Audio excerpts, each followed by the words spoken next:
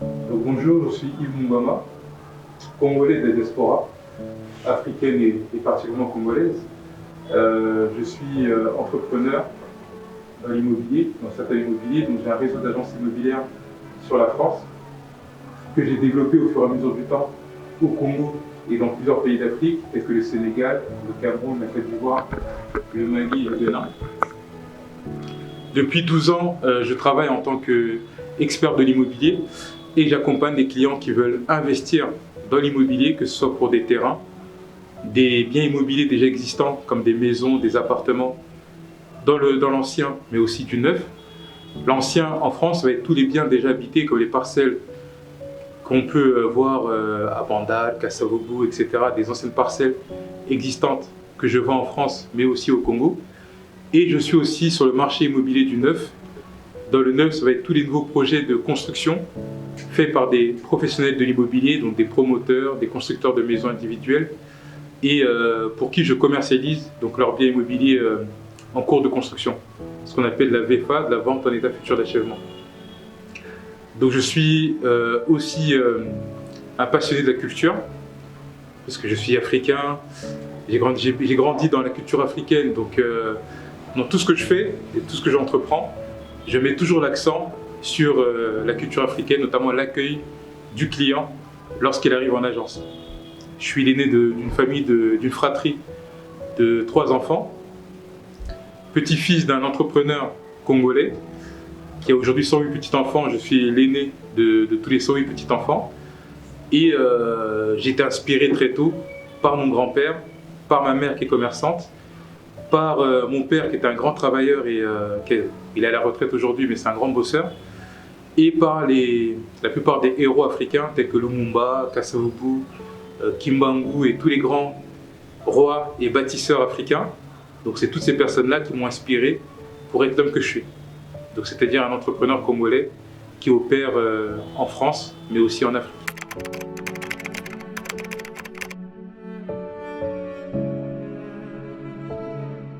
Pourquoi le choix d'immobilier?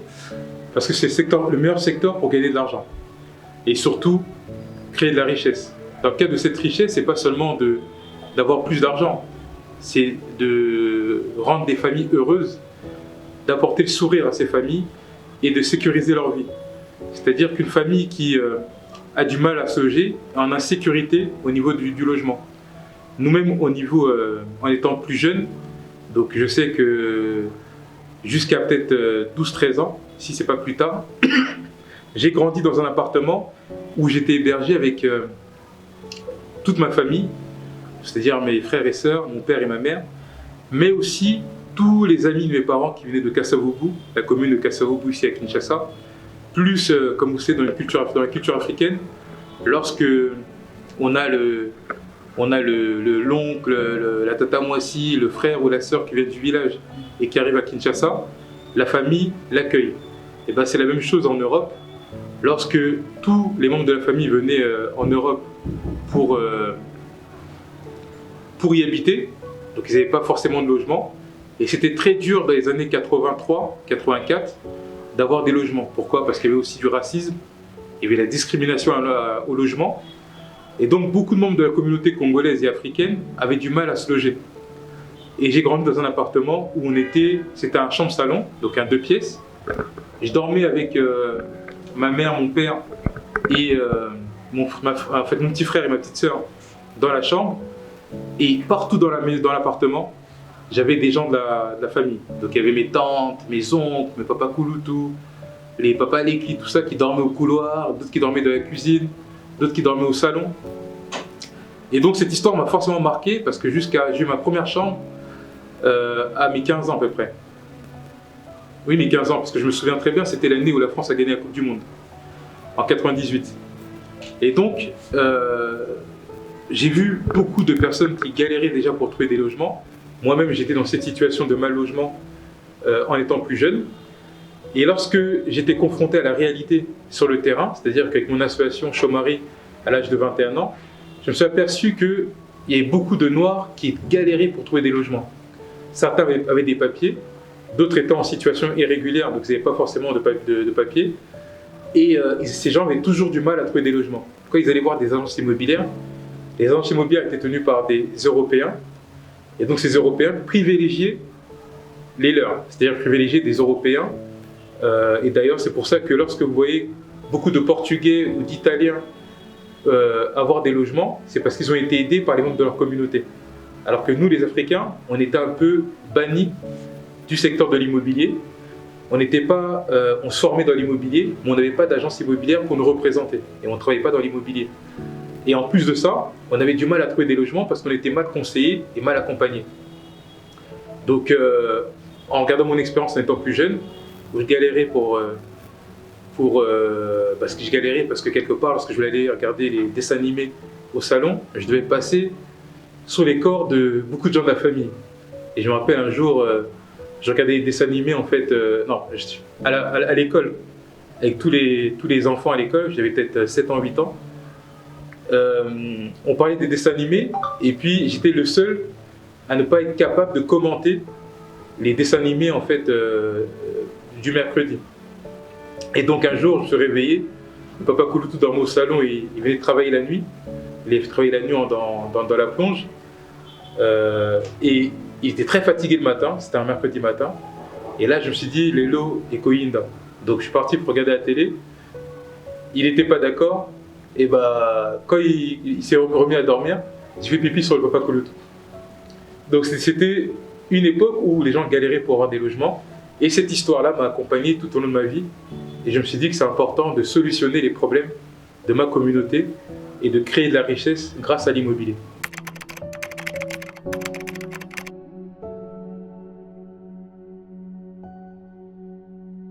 Richesse immobilière existe depuis le 6 décembre 2010. Donc ça fait 12 ans qu'on existe, bientôt 13 ans à la fin de l'année. Nous existons en France, nous avons 4 agences immobilières sur Paris. Et ici au Congo, nous avons des collaborateurs avec qui nous travaillons, à Kinshasa, à Kisantu au Congo central, à Brazzaville, mais aussi dans d'autres pays d'Afrique, c'est-à-dire au Bénin, au Sénégal, au Mali, au Congo-Brazzaville, ça je l'ai dit, Cameroun et la Côte d'Ivoire.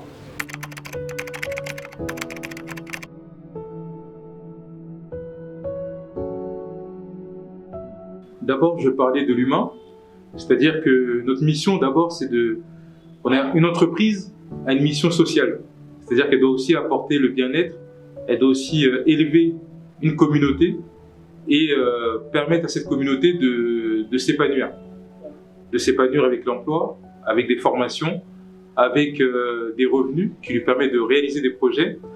Donc, Richesse Immobilière a formé beaucoup de personnes en France, beaucoup d'Africains, beaucoup de jeunes Africains, parce qu'on est une entreprise très sociale qui accompagne les stagiaires, les jeunes qui sont en recherche de stages et qui ont du mal à trouver des stages auprès des entreprises, auprès d'autres entreprises. Donc chaque année, on recrute à peu près une dizaine, quinzaine de stagiaires qu'on accompagne. Et aujourd'hui, parmi ces stagiaires, la fierté que j'ai, c'est que beaucoup d'entre eux, en France, travaillent aujourd'hui dans les grosses entreprises, que ce soit dans le secteur bancaire ou dans le secteur de l'immobilier social, c'est-à-dire les bailleurs sociaux.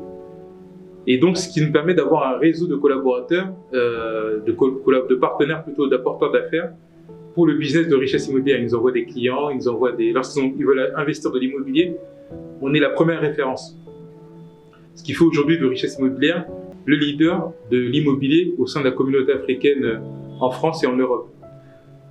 On a aussi accompagné plus de 1600 clients qui ont réalisé des projets immobiliers en France avec richesse immobilière, que ce soit en fait des personnes qui ont acheté des biens immobiliers. Il faut savoir que lorsqu'une famille ou un couple achète un bien immobilier, déjà c'est un projet qui est très compliqué en France parce qu'il faut être financé. Et l'avantage, c'est qu'on est agent immobilier et courtier, c'est-à-dire qu'on trouve le bien immobilier, mais aussi le financement auprès des banques. Et lorsque cette famille réalise son rêve d'acquérir un bien immobilier, cette famille ne dépense plus des loyers à perte. Chez nous, par exemple, pour avoir un 4 pièces, un appartement de 4 pièces avec 3 chambres, on peut facilement payer un loyer de 1 200 €. Donc au lieu de payer un loyer à 1 200 € sur 10 ans, en fait sur une année, on est à 1 440 € de loyer. Sur 10 ans, on est à 14 400 de loyer. Sur 20 ans, on a 288 800 de loyer. Et sur 30 ans, on est à peu près à 432 000 € de loyer. Donc une famille qui vit en France pendant 30 ans et qui paye 432 000 € de loyer, c'est une famille qui a perdu de l'argent. Donc ils ont jeté leur argent par les fenêtres. Donc la première mission de richesse immobilière, c'est aussi d'accompagner ces familles à créer de la richesse. Parce que demain, lorsqu'ils sont à la retraite et qu'ils ont plus de revenus ou moins de revenus, ils pourront éviter de payer un loyer à perte. Et grâce à l'argent qu'ils ont investi dans l'immobilier, c'est comme s'ils avaient placé de l'argent dans un compte bancaire. Et au bout de 30 ans, ils peuvent revendre la maison, gagner de l'argent grâce à la plus-value, parce que les biens immobiliers, la valeur augmente chaque année en Europe, en France. Et grâce à cet argent, ils peuvent investir en Afrique. Donc on a vraiment permis à certains clients de créer de la richesse.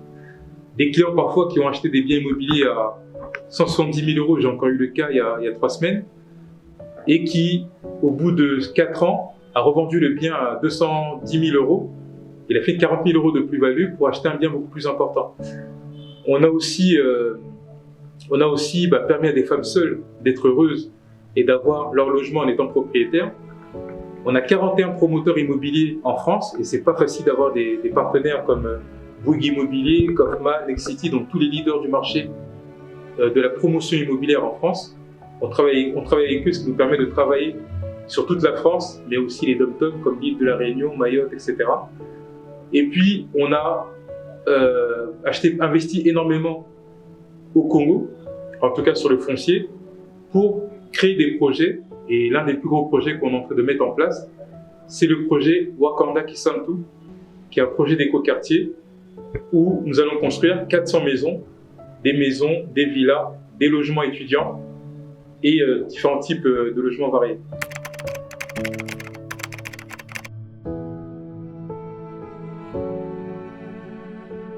Au niveau des solutions de financement au Congo, nous proposons différentes solutions. On a une des solutions qu'on appelle le Likelemba Yandaku.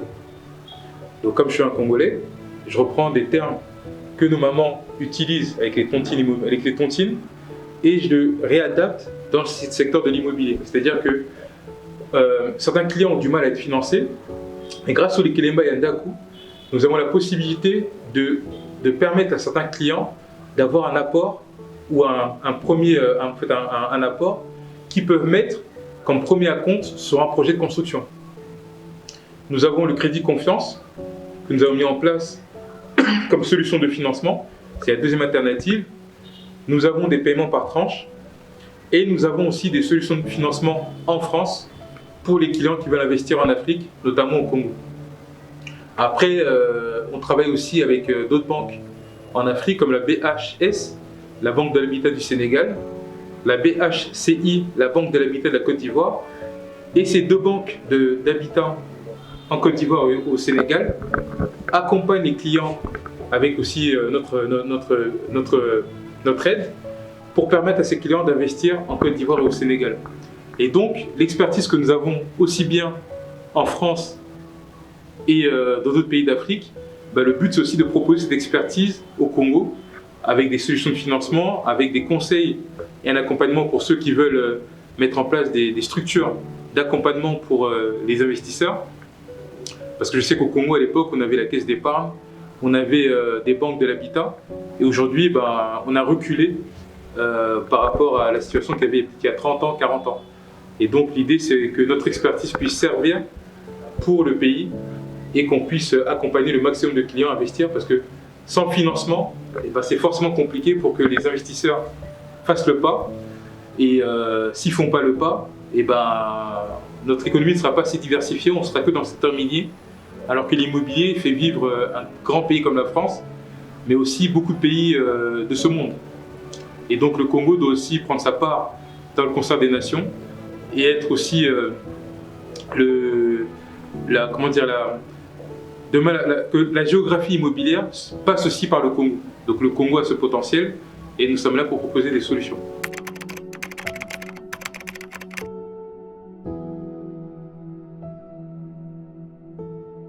Des critères, il faut être sérieux, il faut avoir un projet immobilier et le but, on sait aussi qu'il y a le secteur formel et le secteur informel au Congo. Et donc le but, c'est de proposer, de ne pas cibler que les fonctionnaires, comme c'est le cas dans d'autres pays d'Afrique, mais d'ouvrir en fait le champ de vision aux entrepreneurs, aux fonctionnaires, aux différents types de commerçants qu'on peut rencontrer, à la jeunesse, parce que la jeunesse aujourd'hui, c'est l'avenir de... La jeunesse actuelle, c'est l'avenir du Congo et de l'Afrique. Et donc, nous sommes ouverts à tout type de clients, mais il faut que ces clients puissent avoir la volonté de rembourser et de construire leur propre maison.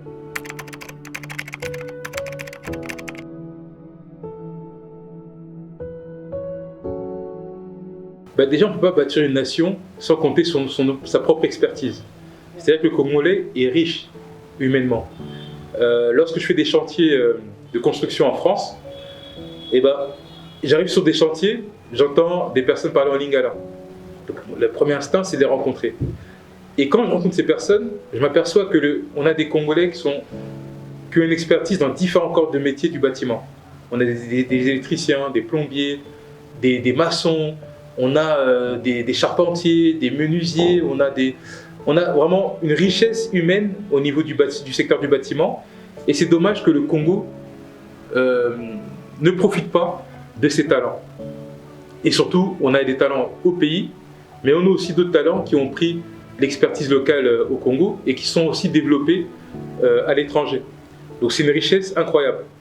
D'autres pays africains n'ont pas cette richesse du Congo, parce que je le sais, je suis dans le secteur de l'immobilier et du bâtiment, et je vois je sais qu'on a une très bonne expertise, et justement c'est au Congo d'en profiter. Nous, ce que nous mettons en place, c'est d'encadrer cette expertise et de l'emmener au Congo pour que cette expertise puisse s'exprimer, pour que ces talents puissent s'exprimer et qu'on puisse bâtir notre pays. Parce qu'on a une richesse énorme, le Congo est vierge, c'est un pays encore qui n'est pas encore bâti. Et c'est dommage qu'on continue la politique des Belges. Les Belges sont partis, mais on continue de construire comme les Belges. C'est-à-dire que les Belges, quand ils ont construit en fait Kinshasa, c'était pour une population de 300 000 habitants.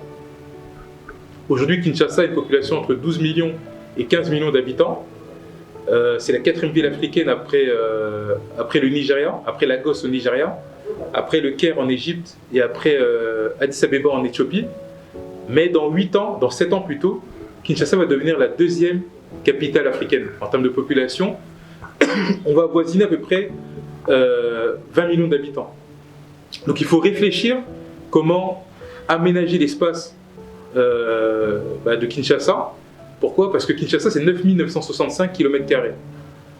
On a énormément d'espace autour de Kinshasa, que ce soit au Congo central, au Bandundu, en fait, dans les différentes provinces du Bandundu, au Kasai oriental, à Lubumbashi et dans d'autres coins du Congo. Et on a des villes qui ont une croissance très importante. Pourquoi? Parce que Kinshasa, c'est entre 12 et 15 millions d'habitants aujourd'hui. On va avoir Lubumbashi à peu près autour de 3 millions d'habitants, Mbuji-Mayi autour à peu près de 2 millions et quelques d'habitants. On va avoir des villes comme Goma avec 1 million d'habitants. Aujourd'hui, la population de Mbuji-Mayi ou de Lubumbashi est plus importante que la population au Gabon. Donc le Congo, on a des villes qui grandissent, il y a une urbanisation rapide de ces villes, et puis un mauvais entretien des infrastructures que les Belges ont laissées. Donc aujourd'hui, pour pouvoir rebâtir un nouveau Congo, il faut aussi tenir compte de l'expertise de la diaspora, parce qu'on a des experts dans différents corps de métier du bâtiment. On a des personnes qui peuvent apporter leur expertise dans l'urbanisme, par exemple, qui ont des techniques aussi pour construire des villes et bien gérer ces villes-là. Donc il faut vraiment que l'État puisse tenir compte de cette expertise pour qu'on puisse diagnostiquer, faire des études en fait, sur ce qu'il faut améliorer, et par la suite qu'on puisse accompagner les communes, parce que le chef de l'État ne peut pas tout faire. Il a nommé justement des bourgmestres. Donc ces bourgmestres-là, ce sont les premiers présidents du peuple, parce qu'ils sont au contact normalement directement du peuple. Et donc si on veut que le Congo puisse changer, en tout cas avec ma vision au niveau de l'immobilier, il faut aussi que les bourgmestres fassent leur travail et que la diaspora puisse être au contact de ces bourgmestres pour proposer des solutions et qu'on n'ait plus d'inondations. Parce que c'est une honte qu'un pays comme le Congo, qui était kidnappé il y a quelques années, qu'on arrive avec des inondations, il y a des morts. Et quand il y a des morts, bah, forcément, on est tous responsables, que ce soit dans la diaspora ou au niveau des dirigeants.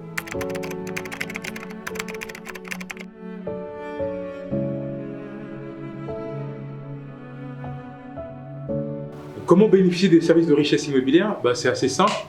Vous nous contactez sur Internet, www.richesseimmobilière.com, ou sur les différents réseaux sociaux de l'entreprise, sur Facebook, Instagram, LinkedIn ou autres. Et à partir du moment où vous contactez l'entreprise, que ce soit sur la France, la Belgique, la Suisse, les États-Unis ou au sein du Congo ou de l'Afrique, on vous met en contact avec un des conseillers de richesse immobilière qui va faire un diagnostic de votre projet immobilier, donc il va faire la phase découverte. Et cette phase découverte va lui permettre de comprendre vos ambitions, vos objectifs sur 5 ans, 10 ans. Et par rapport à ça, on va mettre en place une stratégie d'investissement.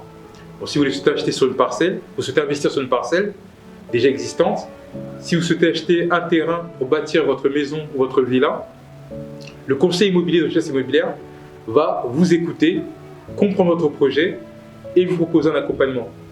Ensuite, par rapport à votre budget, donc soit vous passez par un financement bancaire ou vous achetez comptant. Si vous achetez comptant en Europe, ou en France particulièrement, ou si vous achetez comptant ou par une banque au Congo, nous allons, grâce à vos revenus et votre situation professionnelle, vous proposer des solutions. Donc, soit un système de financement par une banque, soit un système d'autofinancement avec les solutions innovantes, les Kelemba Yandaku ou bien d'autres solutions, pour pouvoir vous permettre d'investir et de payer chaque mois votre investissement sans passer par un crédit bancaire ou en passant par un crédit bancaire. Donc, vous pouvez payer chaque mois un montant fixé lors de la phase d'entretien. Et puis grâce à ça, ça vous permet de construire votre maison ou de pouvoir acheter un terrain.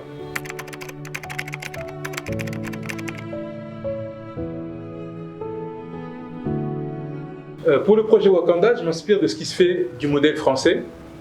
Le modèle français, c'est quoi? C'est-à-dire que, bon, je ne vais pas dévoiler tous mes secrets, parce que j'ai étudié l'immobilier en France et puis j'exerce depuis 12 ans. J'ai fait un BTS profession immobilière, un bachelor européen immobilier, ce qui me permet de travailler sur toute l'Union européenne, et ensuite un master en management stratégique d'entreprise. Et donc, au niveau de l'immobilier, la France ne construit pas. En fait, lorsque un promoteur français fait un projet immobilier ou un programme immobilier, ce promoteur ne construit pas sous fonds propres, sur fonds propres. Donc, ce promoteur va faire appel à une banque, et cette banque va se porter garant auprès du propriétaire foncier, auprès du propriétaire, donc soit le chef coutumier, comme on voit en fait sur le système congolais, pour que le promoteur puisse acheter le terrain via la banque et ensuite faire son projet immobilier. Au Congo, le promoteur est obligé de construire sous fonds propres. Donc nous apportons des solutions innovantes avec le projet Richesse Immobilière et sa filiale Richesse Construction. On propose aux clients de pouvoir acheter le terrain, et ensuite, une fois que ce client a acheté le terrain, avec nos services et nos commissionnaires, on va l'accompagner sur son projet de construction, avec nos équipes techniques au niveau de la construction, avec nos ingénieurs, nos architectes et toute la filiale, toute la filiale, tous les collaborateurs qu'on peut avoir avec Richesse Construction. Au niveau de Wakanda Kisantu, là, ce n'est pas seulement, comme on peut le voir, le client achète son terrain dans une nouvelle cité et construit sa maison. Là, on part sur une réflexion, une planification urbaine où on va acheter un terrain avec un certain nombre d'espaces. Donc, c'est Wakanda Kisantu, on sera sur 100 hectares. Et sur les 100 hectares, il y a toute une réflexion qui est faite en harmonie, en équipe, avec les architectes, les ingénieurs, les urbanistes, les paysagistes, et la population locale, les chefs coutumiers, les acteurs politiques et autres qui sont les acteurs politiques, économiques, etc. qui sont sur le terrain. Et avec toutes ces personnes-là, on va définir un projet bien connaître les besoins de la population et définir un projet qui nous permettra de planifier sur un certain temps. Et donc on va réfléchir, par exemple dans le cas de Wakanda Kisantu, pour rendre les maisons autonomes. Donc c'est-à-dire que les maisons doivent non pas seulement consommer de l'énergie, mais aussi produire de l'énergie. Donc il y a des systèmes de panneaux solaires qu'on va proposer dans les maisons pour rendre ces maisons autonomes au niveau de l'énergie, parce qu'on sait qu'à Kinshasa, on a un déficit énergétique, beaucoup de problèmes d'électricité. On va aussi en fait rendre ces maisons autonomes au niveau de l'eau. Donc on va mettre en place des systèmes pour puiser l'eau de la terre et alimenter la maison, mais aussi des récupérateurs d'eau pour récupérer l'eau de pluie, pour utiliser cette eau dans le quotidien de la population. Nous allons aussi réfléchir sur les besoins de cette population qui va vivre dans ce nouveau quartier. Et ces besoins, c'est quoi? C'est-à-dire que cette population a besoin de se loger, elle a besoin d'avoir des loisirs, donc d'avoir des salles de jeu, des salles de sport. Elle a besoin d'être éduquée, d'avoir les meilleures structures d'accompagnement éducatif ou les meilleures écoles. Elle a besoin de s'alimenter. Donc on va créer une ceinture verte agricole autour de l'écoquartier pour produire bio, produire localement, transformer cette production agricole pour que la population locale puisse la conserver, la consommer, et aussi la développer et la distribuer tout autour de Kisantu et puis dans les marchés avoisinants jusqu'à Kinshasa qui est le grand centre de consommation. On va aussi transformer les produits agricoles avec une conserverie, par exemple pour produire des jus de fruits avec l'ananas produit sur place ou avec le mangoustan produit sur place, dans le but de consommer sur place, mais aussi d'exporter dans le futur port d'eau profonde de Mwanda, de Boma, Matadi, etc. Et puis on va développer aussi l'entrepreneuriat, parce que l'entrepreneuriat est la clé de la réussite. Les Congolais sont entrepreneurs, je vois des jeunes Congolais de 8 ans, 10 ans, qui sont en avance dans leur temps. Ils vendent des bouteilles d'eau, ils cirent les chaussures, ils se débrouillent, ils font différentes choses. Ce sont pour moi des futurs entrepreneurs. Donc ils sont en avance par rapport à nous qui avons grandi dans la diaspora, au niveau de l'entrepreneuriat. Et tous ces jeunes-là, il faut les encadrer. Il faut encadrer les artistes, les entrepreneurs. Et donc, un projet d'écoquartier, pour moi, c'est un projet où on met en avant, on met en action différentes intelligences, on crée un cerveau collectif dans le but de bâtir un nouvel habitat et de bâtir une ville intelligente.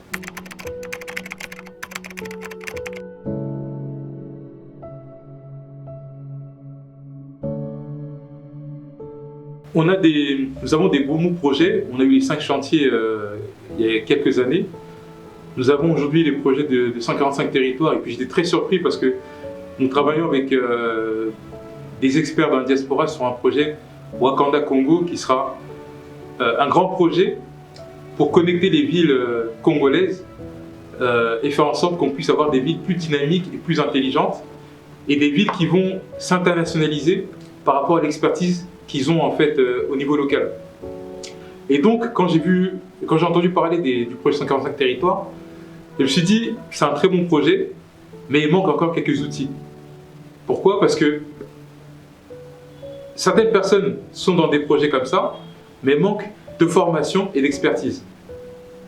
Donc le but c'est vraiment de proposer notre expertise pour que des projets comme ça puissent décoller et qu'on puisse être un pont, en tout cas avec le projet Richesse Immobilière, Richesse Construction et Wakanda Congo, entre la diaspora et la population locale, les décideurs, les associations, les entrepreneurs, les paysans, les agriculteurs, qu'on puisse être un pont entre toutes ces énergies dans le but de bâtir un grand Congo. Au niveau de l'expertise, le but c'est d'être vraiment sur le terrain, de ne pas rester dans des bureaux, d'être sur le terrain et d'écouter.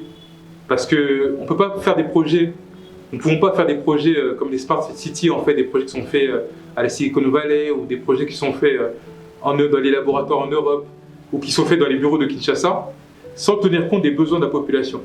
Parce que ceux qui vont habiter dans ces villes, dans ces territoires, ce sont d'abord ceux qui forment l'énergie positive de ces territoires et de ces villes.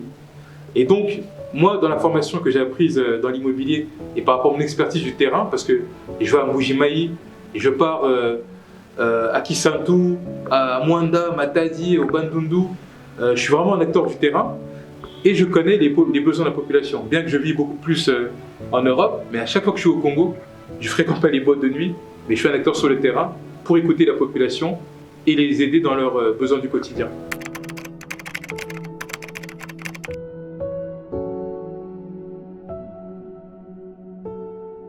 Wakanda Kisantu, qu'est-ce que c'est? Wakanda, c'est, on va tous nous parler du film, que nous avons peut-être tous vu, et qui met en avant, dans ce film, ce que moi je retiens, c'est une nation qui a été construite dans un endroit perdu, en fait, quelque part en Afrique.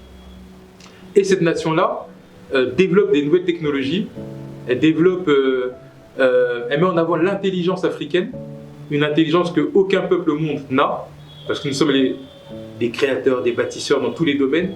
Mais ce que nous manquons, c'est la solidarité africaine, l'accompagnement, le travail en synergie, excusez-moi, et surtout la confiance en soi. Parce qu'on a l'impression que ce qui est fait à l'étranger est plus important que ce qui est fait sur place. Et dans ce projet-là, aussi bien on voit la culture, on voit la nature, on voit l'art, toutes ces choses-là, mais on voit surtout une population qui a confiance en soi et qui bâtit une ville ou un pays totalement différent dans la discrétion, et cette nation devient la nation la plus puissante. Et bien c'est tout simplement le Congo.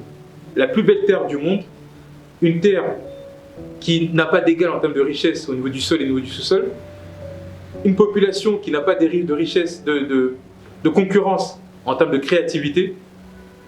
Dans tous les domaines, les Congolais peuvent être bons et sont bons, mais ce qui nous manque, c'est le travail collectif, le cerveau collectif, mettre nos intelligences ensemble. Et donc Wakanda Kisantu, dans Wa, on va avoir Oyoba Uta, ceux qui viennent de quelque part, et Kanda qui va être le clan en Kikongo. Et d'ailleurs dans Wakanda le film, eh ben, ils remettent cet accent sur le Kikongo par rapport au terme Kanda qui veut dire clan ou famille. Et donc c'est une population, une jeunesse congolaise qui a confiance en soi, qui travaille ensemble pour mettre son intelligence ensemble dans le but de bâtir un nouveau Congo.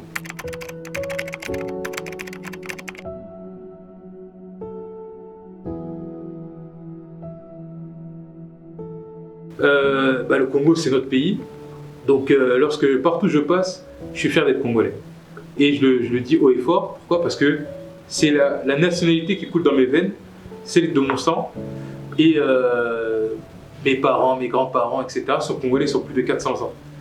Donc, le but, c'est vraiment de faire en sorte que demain, mes amis qui sont en Europe, en France, en Belgique, à Londres, etc., qui ne sont pas forcément congolais, aient l'envie de venir au Congo, soit pour investir, soit pour apprendre, se faire former ici au Congo, parce qu'on a une intelligence aussi importante. Et donc, ils peuvent venir se faire former au Congo pour apporter l'expertise congolaise ailleurs.